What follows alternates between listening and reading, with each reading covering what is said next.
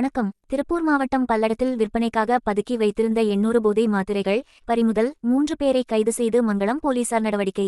திருப்பூர் பல்லடத்தை அடுத்த இடுவாய் பகுதியில் போதை மாத்திரைகள் விற்கப்படுவதாக போலீசாருக்கு ரகசிய தகவல் கிடைத்தது. தொடர்ந்து மங்களம் காவலாய்வாளர் கவிதாலட்சுமி தலைமையிலான போலீசார் இடுவாய் பகுதியில் தீவிர சோதனை மேற்கொண்டனர். அதில் மலைச்சாமி என்பவரது வீட்டில் பதுக்கி வைத்திருந்த போதை மாத்திரைகள் கண்டுபிடிக்கப்பட்டது. போதை மாத்திரை விற்பனை செய்து வந்த மலைச்சாமி என்பவரை பிடித்து போலீசார் விசாரணை மேற்கொண்டனர். விசாரணையில் அவர் போதை மாத்திரைகள் விற்பனை செய்தது தெரியவந்தது. மேலும் அவரிடமிருந்து சுமார் 600 போதை மாத்திரைகள் பறிமுதல் செய்யப்பட்டது. மேலும் மலைச்சாமியிடம் விசாரணை மேற்கொண்டதில் மலைச்சாமியின் கூட்டாளியான இடுவம்பாளையத்தை சேர்த்த தினேஷ்குமார், கௌதம் ஆகியோர் போதை மாத்திரை விற்பனையில் ஈடுபட்டது தெரியவந்தது. அவர்களை கைது செய்த போலீசார் அவர்களிடம் இருந்து சுமார் 200 மாத்திரைகள் பறிமுதல் செய்தனர். மேலும் அவர்கள் மூவரையும் போலீசார் நீதிமன்றத்தில் ஆஜர்படுத்தி பின்னர் சிறையில் அடைத்தனர்.